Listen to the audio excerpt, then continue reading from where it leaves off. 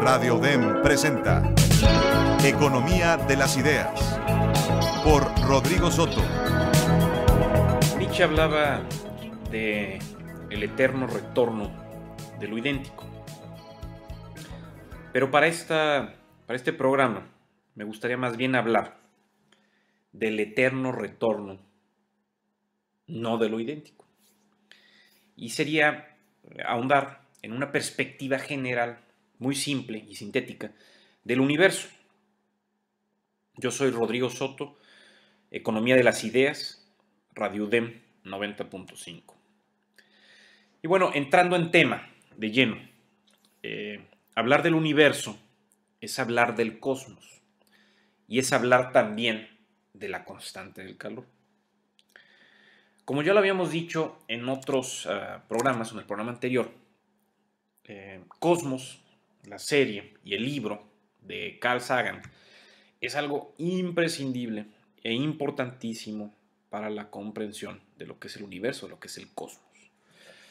Y por ejemplo, en la página 12 del libro Cosmos, dependiendo de la edición que tengan, Carl Sagan nos dice lo siguiente: el cosmos es todo lo que es, todo lo que fue y todo lo que será. Nuestras más ligeras contemplaciones del cosmos nos hacen estremecer. Sentimos como un cosquilleo nos llena los nervios, una voz muda, una ligera sensación como de un recuerdo lejano, o como si cayéramos desde gran altura. Sabemos que nos aproximamos al más grande de los misterios. Y eso es realmente el más grande de los misterios, porque todavía no lo podemos resolver. Pero bueno, ¿y dónde empieza todo? ¿O dónde creemos que empieza todo? El Big Bang. ¿Es el inicio del universo o colapso de otro? Una singularidad. El Big Bang es una reliquia de un universo anterior.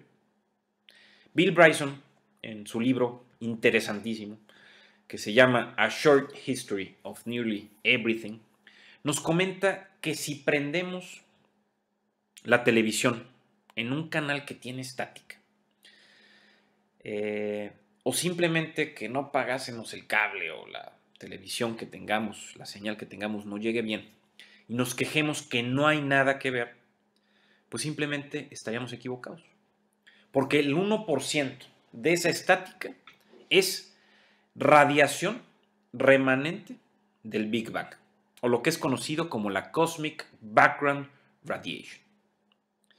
Lo interesante que nos relata Bill Bryson es que también, dejando la radiación esta, es que si algo hubiera cambiado en la formación del universo, si la gravedad hubiera sido más fuerte o débil, si la expansión no se hubiera mantenido a la tasa que debió, si algún elemento vital de la vida hubiera estado en diferente cantidad, no estaríamos aquí conversando ustedes y yo.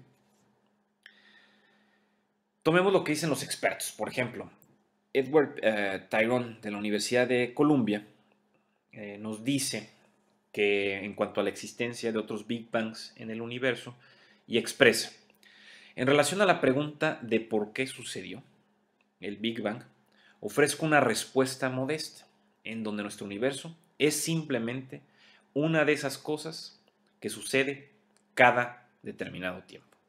Es decir, hablan que esa radiación que todavía observamos en la estática, por increíble que parezca en una televisión, es siendo el remanente del Big Bang, pues puede ser una reliquia de otro universo y en donde pereció uno e inició otro.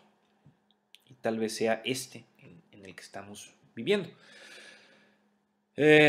También tal vez sería adecuado pensar como Martin Rees, astrónomo británico, quien cree que existen muchos universos, incluso cantidades infinitas, cada uno con diferentes atributos y diferentes combinaciones.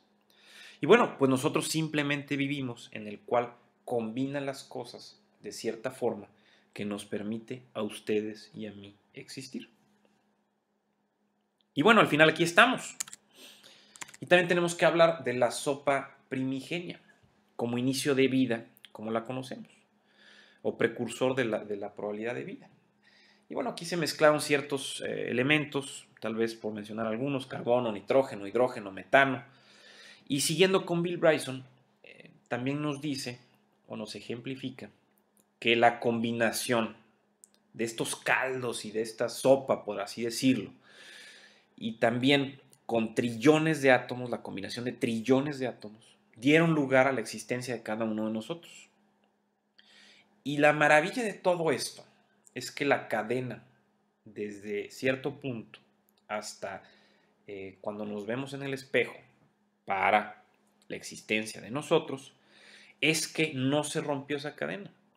Entonces, como individuos, nuestros antepasados fueron de cierta manera más sexys que otros y pudieron sobrevivir si lo tomáramos como una especie de survival of the sexiest y no solamente survival of the fittest.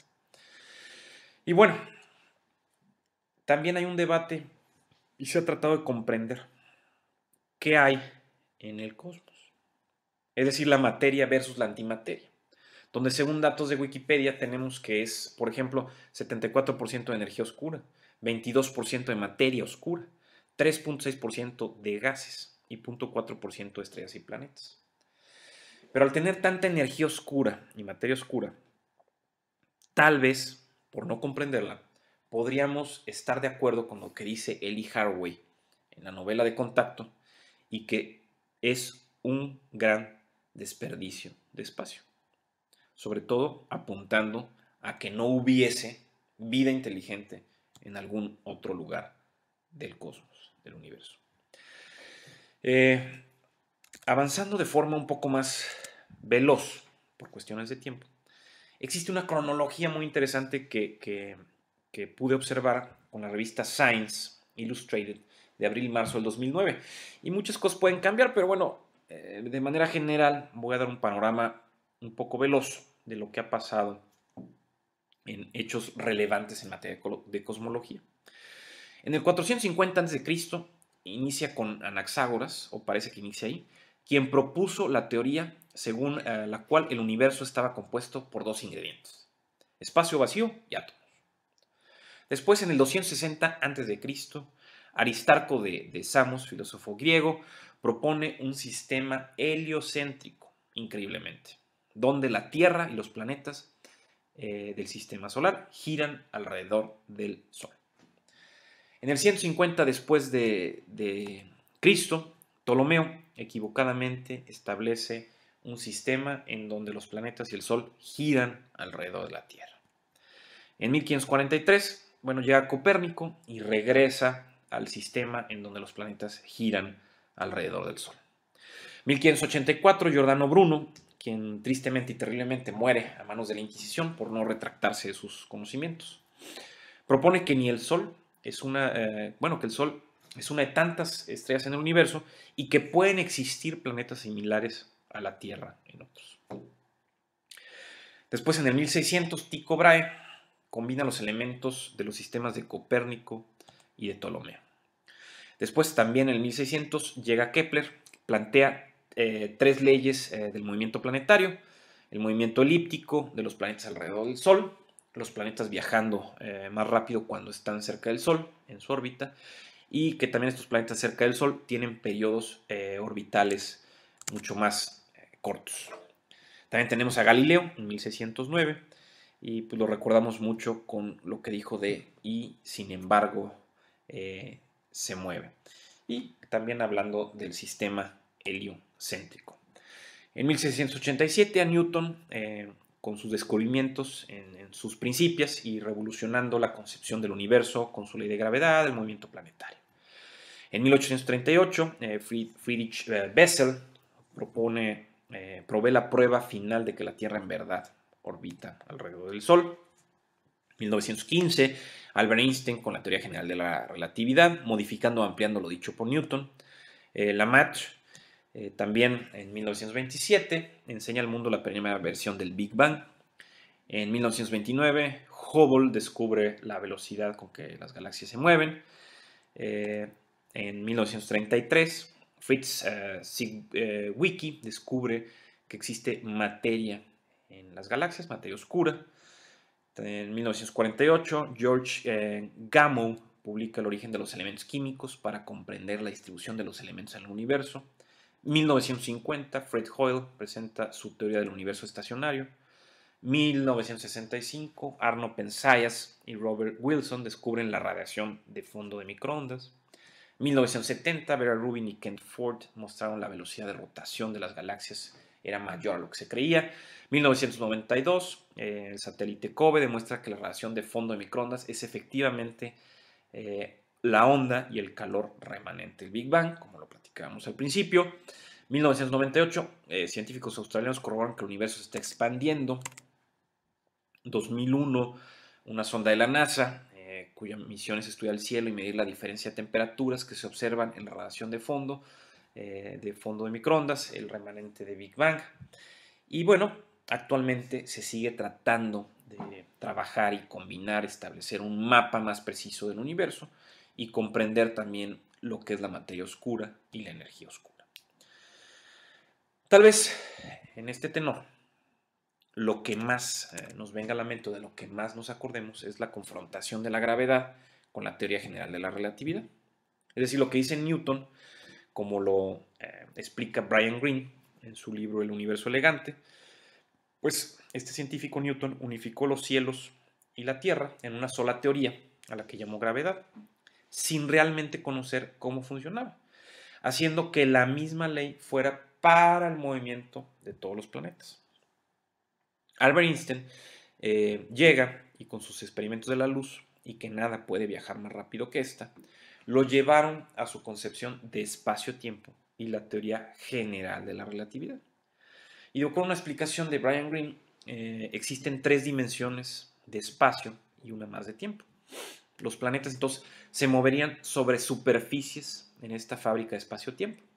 Y es precisamente esta forma de curvatura o envoltura del espacio-tiempo que es lo que sentimos también como gravedad. Pero al final, en síntesis, todo esto es la teoría general de la relatividad. Bueno, y no olvidemos lo que también con Albert Einstein, lo que se introdujo, que nada puede viajar más rápido que la luz. En este tenor entra también en la pelea el electromagnetismo, que es la unificación de la electricidad con el magnetismo, en cuanto a ecuaciones por James Clerk Maxwell.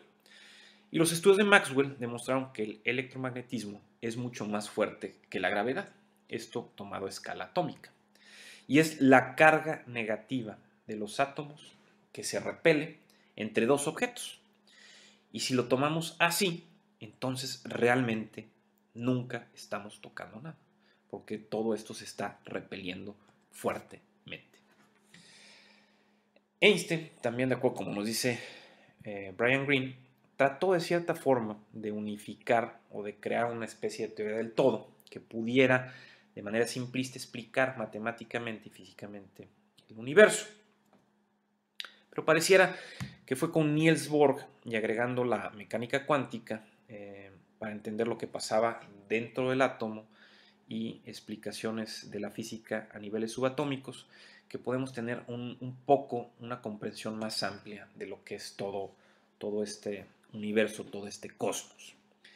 Y aquí, como dice Brian Greene, la famosa frase de Einstein de que Dios no juega a los dados fue confrontada por las múltiples posibilidades de la mecánica cuántica, que como lo dijera Stephen Hawking, con estas demostraciones vemos, o con las demostraciones de la mecánica cuántica, que Dios juega a los dados y muchas veces.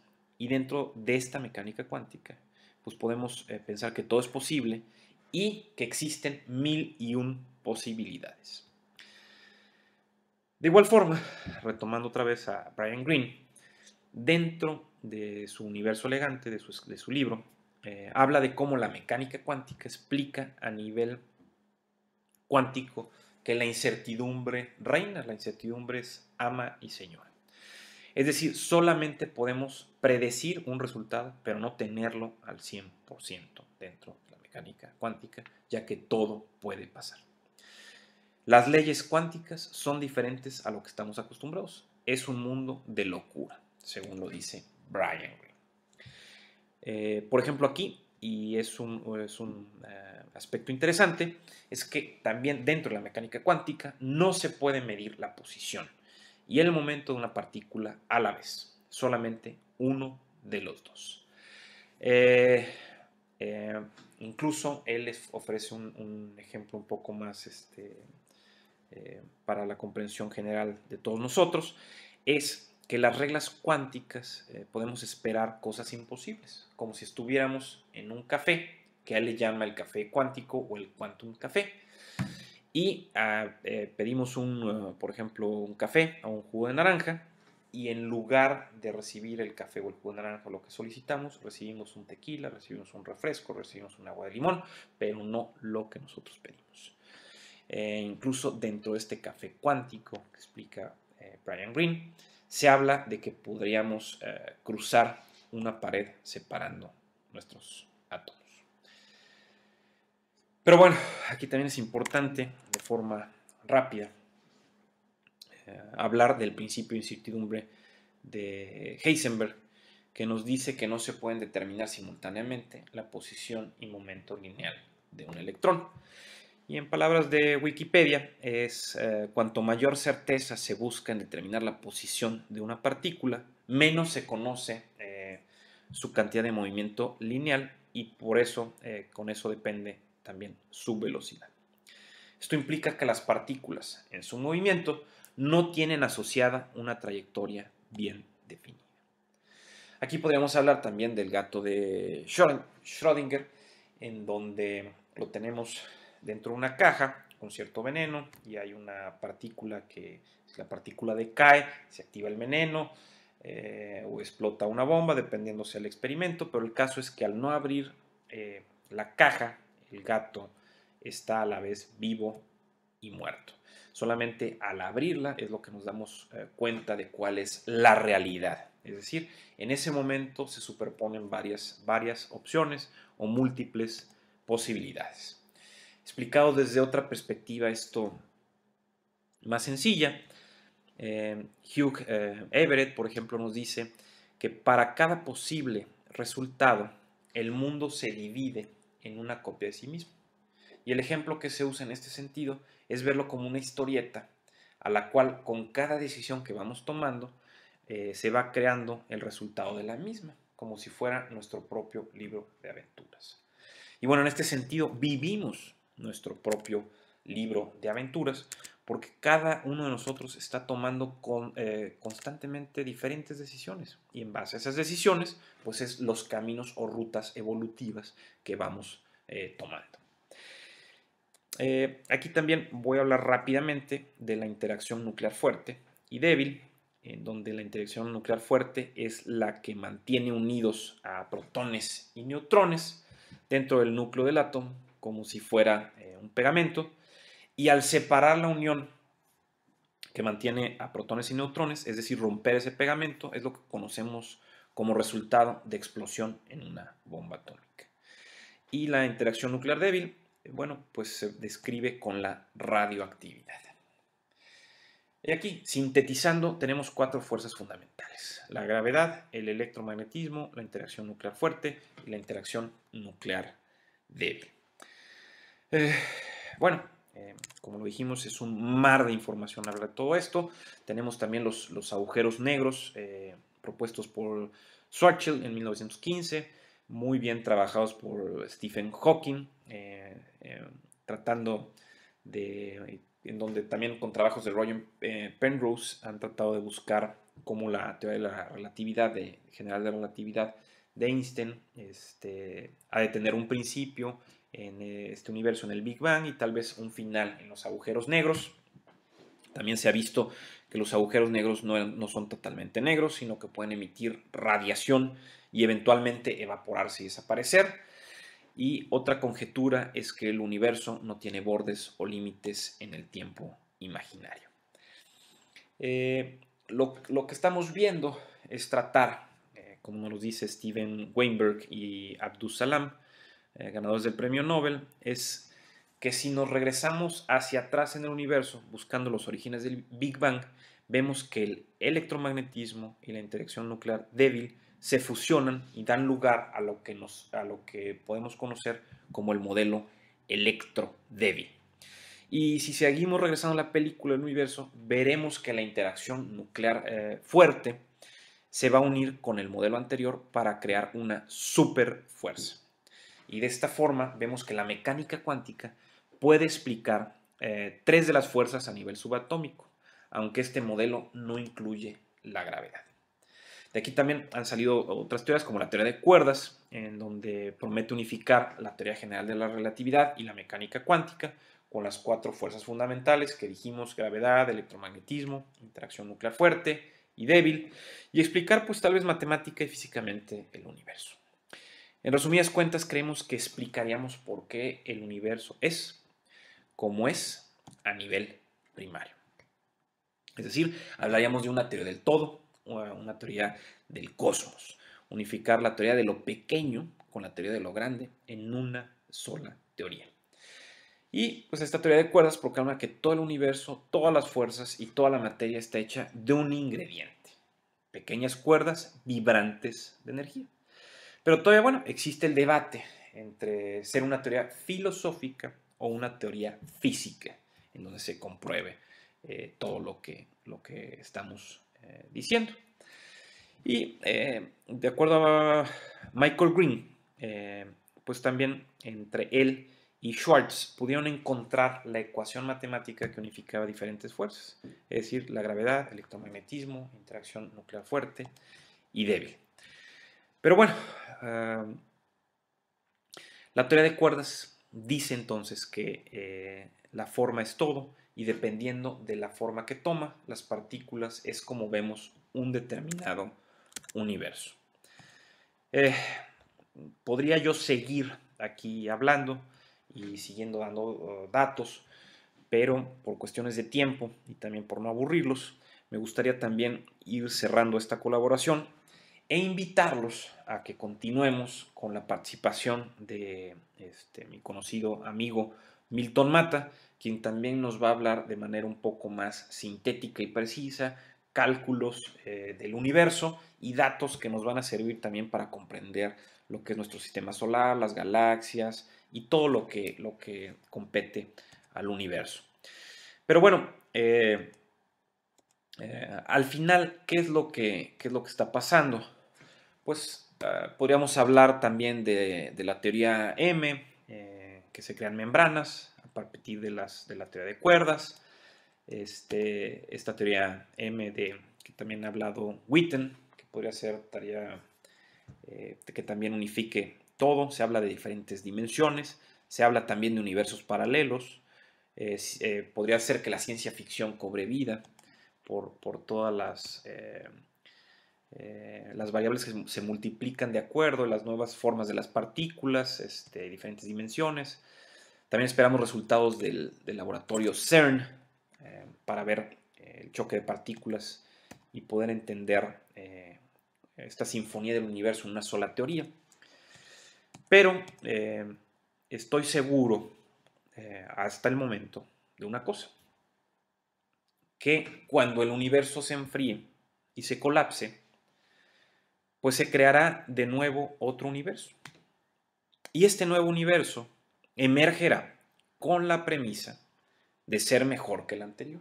O bueno, eso esperamos. Siendo así, tal vez tendremos nuevas economías, nuevas políticas, nuevas leyes de física, de química, de biología, no lo sé, nuevas religiones. Pero no sabemos a ciencia cierta si nosotros volveremos a ser. Y entonces tal vez, con todo esto que nos dicen, en donde el Big Bang puede ser el colapso de un universo y el inicio de otro, pues sería un eterno retorno a lo no idéntico. Bueno, hasta aquí esta colaboración. Seguiremos después trabajando, aportando más del universo, de la parte de astronomía, y pasemos ahora a lo que nos va a compartir Milton Mata. Esto es Economía de las Ideas, Radio UDEM. Soy Rodrigo Soto y continuemos ahora con Milton Mata. Muchas gracias. Hasta luego. Hola, mi nombre es Milton Mata y agradezco nuevamente a mi amigo Rodrigo Soto por esta oportunidad. En esta ocasión quiero hablarles un poco sobre el universo.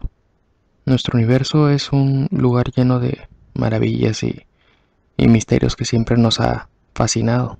Despierta nuestra curiosidad, nuestro interés y echa a volar nuestra imaginación.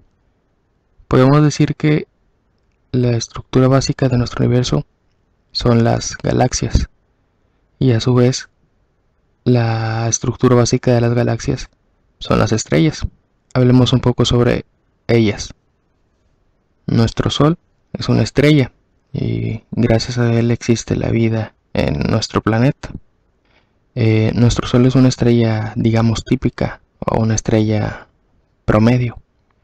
Hay estrellas más pequeñas que el Sol y también hay estrellas mucho más grandes que el Sol. Hay estrellas que apenas su tamaño es de una fracción del tamaño del Sol. Por ejemplo, un poco más grandes que el planeta Júpiter, por ejemplo, que es el más grande del sistema solar. Y también hay estrellas, como lo dije antes, mucho más grandes que el Sol. Hay estrellas tan grandes en el universo que si, por ejemplo, colocáramos alguna de esas estrellas gigantes en lugar del Sol, llegarían hasta la órbita de Júpiter o la órbita de Saturno. Son estrellas muchísimo muy grandes. También en cuanto a la masa, hay estrellas cuya masa es menor que la del Sol, una fracción de la del Sol, y hay estrellas también cuya masa puede superar por varios cientos de veces la masa del Sol. Todos los días podemos ver la luz del Sol en nuestro planeta, y por las noches podemos ver la luz de las estrellas. Pero las estrellas no son eternas, viven mucho tiempo. Comparado con una vida humana, pues el tiempo de vida de una estrella es increíblemente enorme, increíblemente inmenso. Por ejemplo, una estrella como nuestro Sol puede vivir de unos 10.000 a 12.000 millones de años. Las estrellas más pequeñas que el Sol podrían en teoría vivir por billones de años, es decir, millones de años. Y las estrellas más grandes solamente viven millones de años. Entre mayor sea el tamaño y la masa de una estrella, su tiempo de vida es menor, ya que recordemos que las estrellas son enormes reactores nucleares y las estrellas más grandes consumen su combustible nuclear mucho más rápido, por eso viven menos tiempo.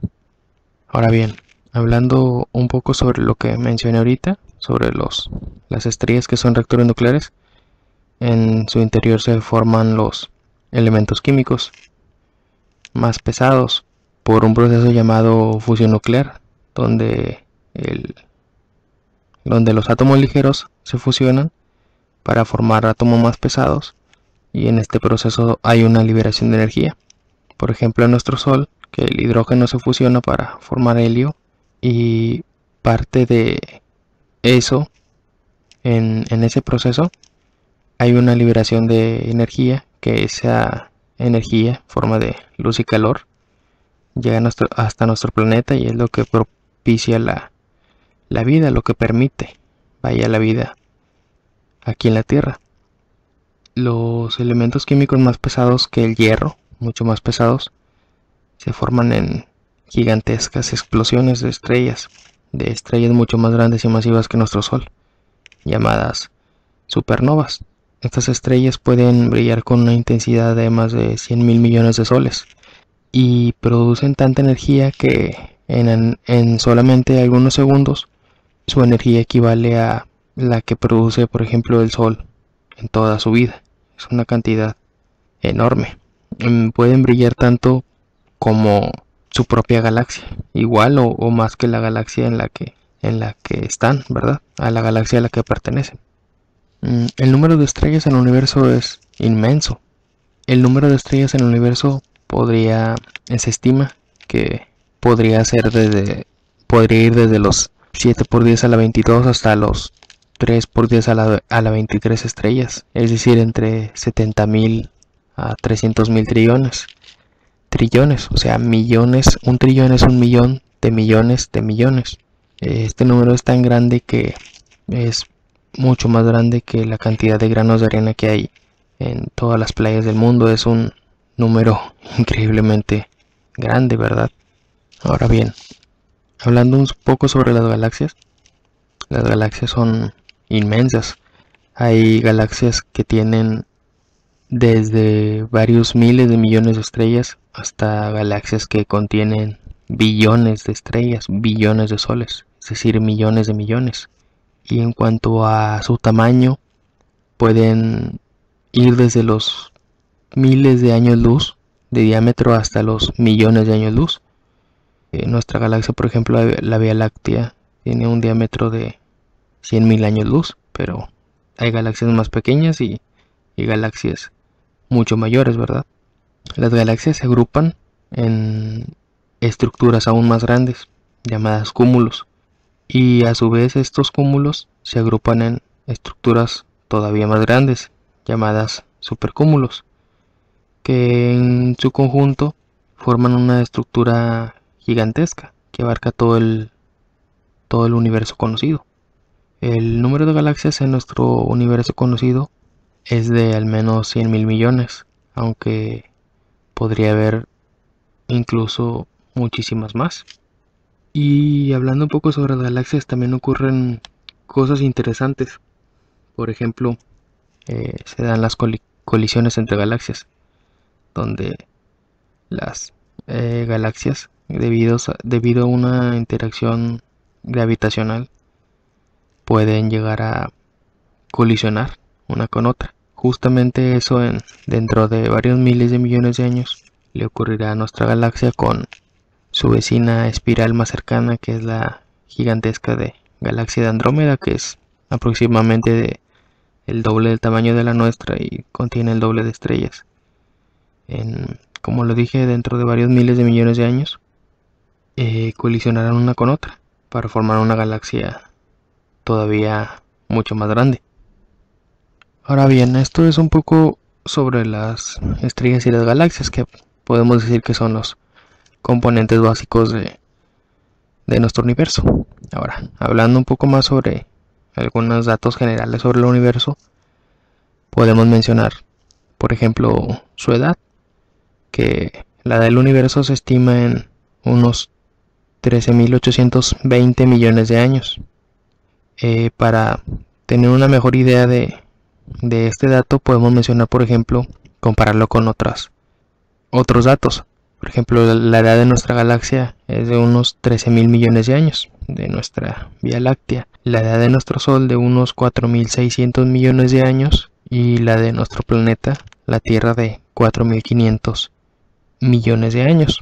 Son escalas de tiempo en verdad muy grandes de comprender, ya que hablamos de miles de millones de años. Ahora también quiero mencionar algunos datos curiosos e interesantes sobre nuestro universo. Por ejemplo, la estructura básica de la materia, de la materia de nuestro universo, hablando de la materia ordinaria, son los átomos. En nuestro universo conocido, el número de átomos puede rondar los 1 por 10 a la 72 átomos, es decir, un 1 seguido por 72 ceros. Es un número increíblemente grande. Ahora, hay cosas muy curiosas en el universo. Se dan fenómenos muy interesantes. Por ejemplo, los agujeros negros. Los agujeros negros se forman cuando las estrellas que mencioné antes, las supernovas, en estrellas muy masivas, mueren. Su núcleo, al explotar en una explosión enorme de supernova que mencioné antes, su núcleo se colapsa por efecto de la gravedad y se vuelve tan denso su núcleo, tan denso, que su poder gravitacional es tan grande que los agujeros negros tienen tanta gravedad que pueden fácilmente devorar estrellas. Es decir, comienzan a consumir la materia que está cerca de ellos, y ya que hay muchas estrellas en el universo, comienzan a devorarlas, van robando materia hasta que pues pueden destrozarlas prácticamente. Ahora, En los agujeros negros ocurre un fenómeno muy interesante. En una región llamada el horizonte de eventos o sucesos, es una región cercana al agujero negro, digamos el punto de no retorno, donde si te acercas más allá de esa zona ya no puedes regresar, ya que la velocidad de escape en un agujero negro es mayor que la de la luz. Por eso ni siquiera la luz puede escapar de él. En esta zona llamada el horizonte de eventos o sucesos ocurre un fenómeno muy interesante, ya que prácticamente el tiempo se detiene. Se detiene el tiempo en esta zona, en este lugar. Mencionando otros datos interesantes, por ejemplo, o algunas ideas, es que hay estrellas.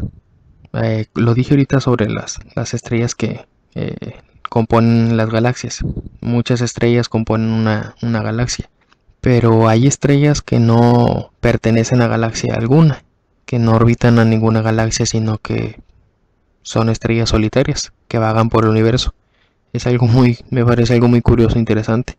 Y también hay planetas que no están ligados gravitacionalmente a alguna estrella, es decir, no forman parte de algún sistema solar, sino que son planetas errantes, planetas que se mueven por la galaxia donde habitan, pero sin pertenecer a alguna estrella.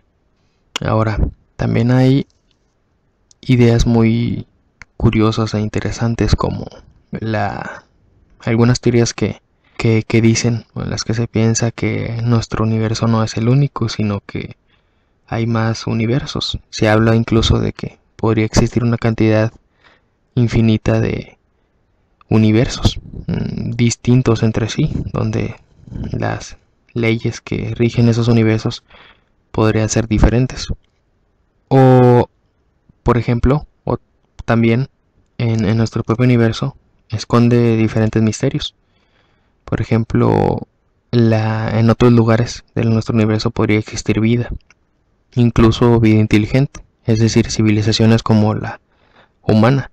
Imaginemos lo grandioso que sería esto, que existieran otras civilizaciones inteligentes en el universo y que algún día pudiéramos tener contacto con ellas, o al menos saber de su existencia. Es muy interesante. El universo es un lugar tan maravilloso y tan lleno de misterios que nunca terminaríamos de conocerlo. Por esta ocasión es todo. Me despido. Les agradezco haberme escuchado y nos vemos en la próxima. Bueno, pues esto fue Economía de las Ideas. Me despido recordándoles nuestro horario, que es sábado 6:30 de la tarde por Radio UDEM 90.5, y los invito a dejar que proliferen las ideas en nuestra mente con una especie de minería de datos para obtener la información que sea más relevante y que fluya el conocimiento. Si se puede, el científico y tecnológico, mucho mejor. Yo soy Rodrigo Soto Moreno y les agradezco. Nos vemos en la siguiente. Radio UDEM presentó Economía de las Ideas por Rodrigo Soto.